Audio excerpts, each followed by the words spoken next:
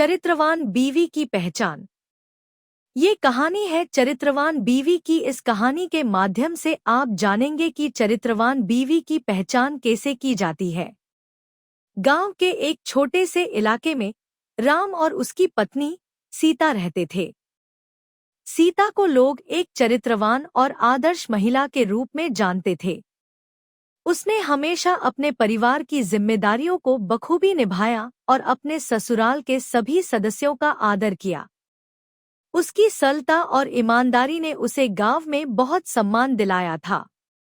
राम, जो एक मेहनती किसान था, अपने खेतों में दिन-रात मेहनत करता था। वह सीता से बेहद प्रेम करता था, लेकिन कभी-कभी उसे लगता था कि समाज में इतनी ज्यादा चरित्रवान पत्नी होने का क्या मतलब है।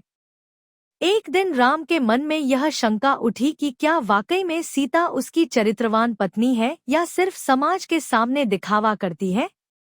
राम ने अपनी पत्नी की परीक्षा लेने का निर्णय किया।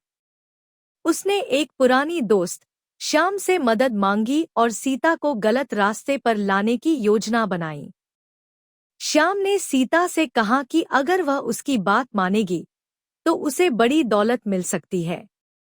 लेकिन सीता ने श्याम की बातों को ध्यान न देते हुए उसे साफ मना कर दिया और कहा, मैं अपने पति और परिवार के प्रति सच्ची और ईमानदार हूँ। दुनिया की कोई दौलत मुझे मेरे उसूलों से हटा नहीं सकती। श्याम ने राम को सीता की प्रतिक्रिया बताई। यह सुनकर राम को अपनी गलती का एहसास हुआ। वह सीता के चरित्र और ईमानदारी पर संदेह करने के लिए शर्मिंदा महसूस करने लगा। उसने सीता से माफी मांगी और स्वीकार किया कि वह उसकी सच्चाई और निष्ठा की परीक्षा ले रहा था। सीता ने मुस्कुराते हुए कहा, पति पत्नी के बीच विश्वास सबसे महत्वपूर्ण होता है।